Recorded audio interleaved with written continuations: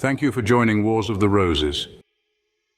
And this is Religion of Freemasonry from the Encyclopedia of Freemasonry by Albert G. Mackey. Religion of Freemasonry. There has been a needless expenditure of ingenuity and talent by a large number of Masonic orators and essayists in the endeavor to prove that Freemasonry is not a religion. This has usually arisen from a well-intended but erroneous view that has been assumed of the connection between religion and Freemasonry, and from a fear that if the complete disseverance of the two was not made manifest, the opponents of Freemasonry would be enabled successfully to establish a theory which they have been fond of advancing, that the Freemasons were disposed to substitute the teachings of their order for the truths of Christianity. Now, we have never for a moment believed that any such unwarrantable assumption as that Freemasonry is intended to be a substitute for Christianity could ever obtain admission into any well-regulated mind, and therefore we are not disposed to yield on the subject of the religious character of Freemasonry quite so much as has been yielded by more timid brethren. On the contrary, we contend without any sort of hesitation that Freemasonry is, in every sense of the word except one, and that its least philosophical, an eminently religious institution, that it is indebted solely to the religious element it contains for its origin as well as its continued existence, and that without this religious element it would scarcely be worthy of cultivation by the wise and good. But that we may be truly understood, it will be well first to agree upon the true definition of religion. There is nothing more illogical than to reason upon undefined terms. Webster has given 4 distinct definitions of religion. 1, religion in a comprehensive sense includes, he says, a belief in the being and perfections of God, in the revelation of his will to man, in man's obligation to obey his commands, in a state of reward and punishment, and in man's accountableness to God, and also true godliness or piety of life with the practice of all moral duties. 2. His second definition is that religion, as distinct from theology, is godliness or real piety in practice, consisting in the performance of all known duties to God and our fellow men, in obedience to divine command, or from love to God and his law. 3. Again, he says that religion, as distinct from virtue or morality, consists in the performance of the duties we owe directly to God from a principle of obedience to his will. 4. Lastly, he defines religion to be any system of faith or worship. And in this sense, he says, religion comprehends the belief and worship of pagans and Mohammedans, as well as of Christians. Any religion consisting in the belief of a superior power or powers governing the world, and in the worship of such power or powers. It is in this sense that we speak of the Turkish religion or the Jewish religion as well as of the Christian. Now, it is plain that, in either of the first 3 senses in which we may take the word religion, and they do not very materially differ from each other, Freemasonry may rightfully claim to be called a religious institution. Closely and accurately examined, it will be found to answer to any one of the requirements of either of these 3 definitions. So much does it include a belief in the being and perfections of God that the public profession of such a faith is essentially necessary to gain admission into the order. No disbeliever in the existence of a God can be made a Freemason. The revelation of his will to man is technically called the spiritual, moral, and Masonic trestle board of every Freemason according to the rules and designs of which he is to erect the spiritual edifice of his eternal life. A state of reward and punishment is necessarily included in the very idea of an obligation, which without the belief in such a state could be of no binding force or efficacy. And true godliness or piety of life is inculcated as the invariable duty of every Freemason, from the inception of the first to the end of the very last degree that he takes.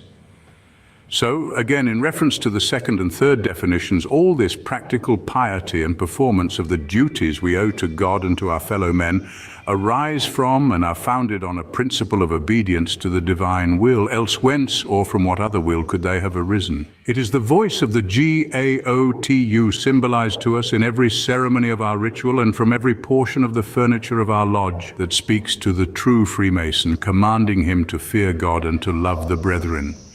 It is idle to say that the Freemason does good simply in obedience to the statutes of the order.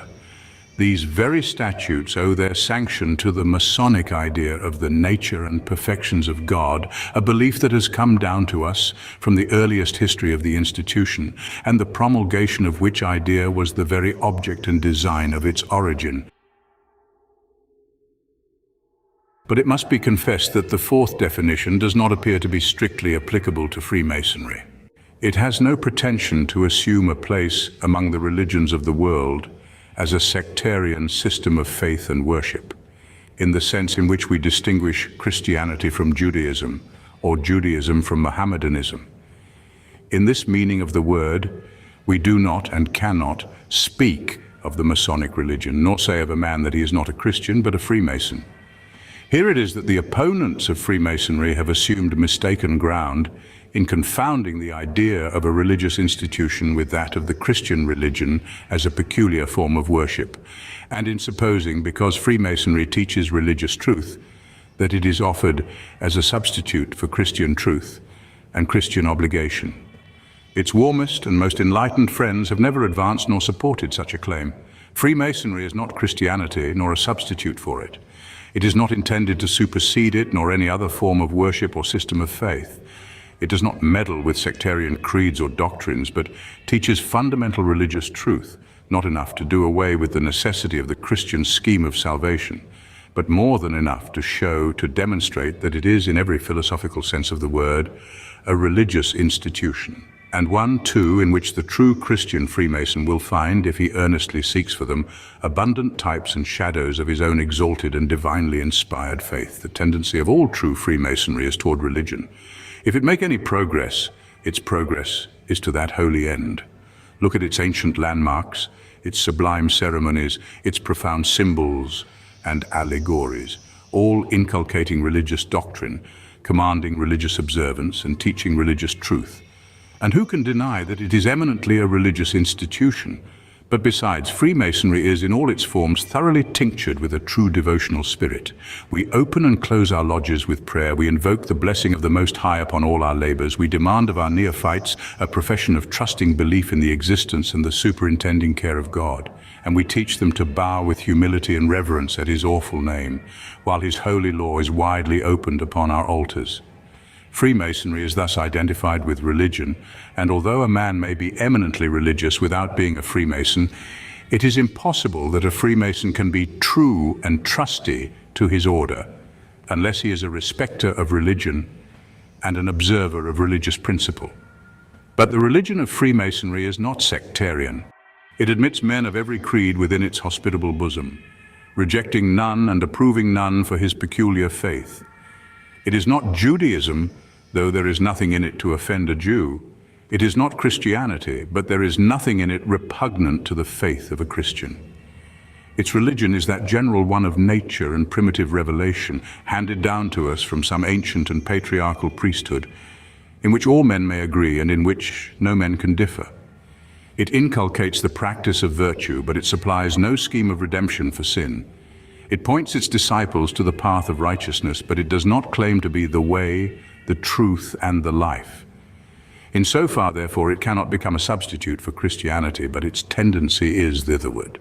And as the handmaid of religion, it may, and often does, act as the porch that introduces its votaries into the temple of divine truth. Freemasonry, then, is indeed a religious institution, and on this ground, mainly, if not alone, should the religious Freemason defend it. To the above observations by Dr. Mackey, we may add that the religion of Freemasonry was examined at some length in a book bearing that title by Brother Josiah Whymper, past Deputy District Grand Master, Punjab, India. Brother Whymper's purpose was to draw the attention of Freemasons to the circumstance that the original religious principles of Freemasonry were based on Christian Catholicity. He believed that in a well-meant, but in his judgment, mistaken effort to let Freemasonry be all things to all men, this principle had been forgotten. In fact, he had found that some Freemasons denied it altogether, asserting that all distinct profession of Christianity was abandoned in 1717 when the Grand Lodge was founded. Colonel J.J. Boswell raised a question in the Masonic Record of India, 1878, under what authority the Quran was used in lodges working under the English Constitution. Soon thereafter, Brother J.J. Davies, the worshipful master of Lodge Ravi at Lahore in the Punjab, addressed the following letter. See Religion of Freemasonry, page 1, to the Grand Secretary of that district. Allow me to invite your attention to a correspondence which very lately appeared in a Masonic journal, the Record of Western India, regarding the alleged practice in some lodges of obligating persons on other than the sacred scriptures of the Christian dispensation.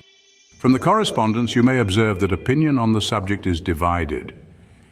One brother who signs himself PM 1215, alleging that the practice is in accordance with the spirit of Masonic law, whilst another brother, a WM, on the contrary, considers that it is in direct violation of Masonic law, in letter, in spirit, and the practice of antiquity. As it has hitherto been the practice of Lodge Ravi, 1215 English Constitution, to obligate Mohammedan and Hindu candidates respectively on the Quran and Shastras, and Christians on the Bible, I beg to refer the question and should feel greatly obliged if you would kindly obtain the opinion of the Right Worshipful, the District Grand Master, whether or not in this respect the conduct of Lodge Ravi is consistent with Masonic principles and Masonic law.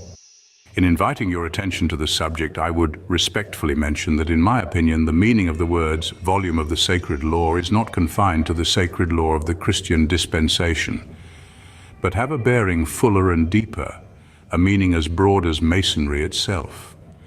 As Masonry is universal and combines persons of every clime and creed, the volume of the sacred law should be adapted to the different nations, and be the law held sacred by them, subject to the ancient landmarks of the order, a belief in the GAOTU. Otherwise, the binding influence of the oath would appear to be nil. I beg the favor of an early reply, as at our next meeting on the 21st current it is intended to raise a Mohammedan brother to the high and sublime degree of Master Mason, and it is very desirable that the obligation be administered in proper order on the volume sanctioned by Masonic law. I may add that in the first and second degrees, this Mohammedan brother was obligated on the Quran, the sacred scriptures of the Christian dispensation lying open the whole time on the pedestal. District Grand Secretary George Davies, in answer to the above inquiry, sent the following decision. I beg to acknowledge the receipt of your letter dated 7th instant requesting a ruling from the Right Worshipful District Grand Master on the following points. 1. Whether it is correct for a worshipful master to obligate a Mohammedan candidate on the Christian Bible or on the volume of the sacred law as accepted by him, namely the Quran. 2. In the case of a Hindu or other theist, what should be considered the sacred law in their respective cases? Your queries have been duly laid before the Right Worshipful District Grand Master, and I am directed to reply as follows. 1. Masonry being universal, men of every creed are eligible for membership so long as they accept the fatherhood of God and the brotherhood of man. 2. As all candidates for Masonry are obligated to render that engagement a solemn and binding one, the candidate should be obligated on the volume of the sacred law, which he accepts as such. In the case of a Mohammedan gentleman, the Quran; in the case of a Hindu, the Shastras; a Parsi, the Zoroastrian code. In other words, it is the duty of the worshipful master to ascertain before obligating the candidate which revelation from God to man he accepts as that most binding upon his conscience, and the obligation should be given accordingly. In the case of lodges working under the English Constitution, and of which Europeans are members, the English Bible must remain open and be used in the lodge, the other books being used for the obligations of the candidates only. To summarize the matter, in the case of your lodge, a Mohammedan gentleman being a candidate, your procedure should be as follows. The English Bible will remain open, being removed for convenience sake to the eastern part of the lodge. The Quran will then be placed on the altar and the candidate obligated, after which it will be removed and the Bible replaced. As however the matter is of great importance, a reference on the subject will be made to England. Pending a reply, the above must be accepted as the law on the subject. District Grand Master Major M. Ramsey, in December of that year, obtained the following comment from Grand Secretary John Hervey at the headquarters in London. I am in receipt of your favor of the 9th of October with copies of correspondence with the Worshipful Master of the Lodge Ravi number 1215 on the subject of obligating candidates not professing the Christian faith, and beg to say that I fully coincide in your answers, which I do not think could have been better expressed. Lodges in India working under the Grand Lodge of Scotland have recognized the Zend Avesta, the Quran, and the Shastras by appointing official bearers of these volumes.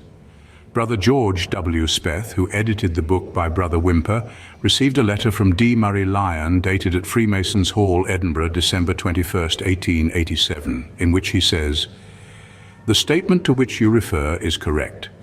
I cannot say when the arrangement was originally authorized, but the bylaws of the District Grand Lodge of India, in which the duties of Bible bearer, Zend Avesta bearer, and Koran bearer are given, were sanctioned and confirmed by Grand Committee in August 1885, as per Certificate of Grand Secretary of date." Brother Whymper favored separate Jewish, Parsi, Hindu, and Mohammedan lodges.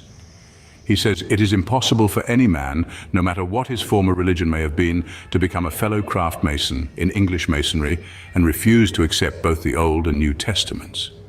But in Brother William James Hewan's Introduction to the Religion of Freemasonry, pages 5 to 7, he replies, "How then would these distinctive combinations provide for such a contingency? If we cannot do with these religionists in our lodges, I do not see how we can do without them, that is, in separate lodges. We meet on the level or not at all, and therefore if we cannot, as votaries of various faiths, become members together in lodge and thus illustrate the brotherhood of man, better far to refrain from all attempts at universality and revert to an exclusively Christian constitution, as in the olden time. I'm anxious to look at the question in all its aspects, and do not mention difficulties because of any fondness of them, but simply to suggest that if a return to the old system is to be recommended, and primarily because it prevailed prior to the inauguration of Grand Lodges, it is well we should understand what is involved in such a course. At all events, it seems to me that we are at the present time observing the old rule of 1723 in promoting the religion in which all men agree, leaving their particular opinions to themselves, as well as respecting some of the usages and customs of our Grand Lodge. Besides which, by thus extending the scope of our ancient and honorable society, we are adding immensely to its beneficial influence and practical usefulness, especially abroad. Holding this view, and bearing in mind the esteemed brethren who hold and advocate otherwise, I am prepared to accept the opinion and advice of the revered brother, the Reverend A.F. Woodford, M.A., past Grand Chaplain, who maintained that the Christian school and the universal school can coexist in Freemasonry. Though their views are necessarily antagonistic, yet they need not be made the subject of contention. They can be held in peace and consideration and all fraternal goodwill. Indeed, we think upon the whole that Freemasonry has, curiously enough, a twofold teaching in this respect. According to Brother Whymper's convictions, the spread of the craft in India amongst Parsis, Hindus, and Mohammedans calls for serious consideration, and increasingly so when brethren of each of those faiths become sufficiently numerous to support lodges composed mainly of members of their own persuasion. Should difficulties arise in consequence, we may yet have to try the ingenious suggestion of chartering lodges for each particular faith, subject to the rights of mutual visitation. But I confess to the feeling that, should ever such be deemed requisite, an element of religious distinction and classification will be of necessity introduced, which will considerably modify or weaken the unsectarian character of the Institute.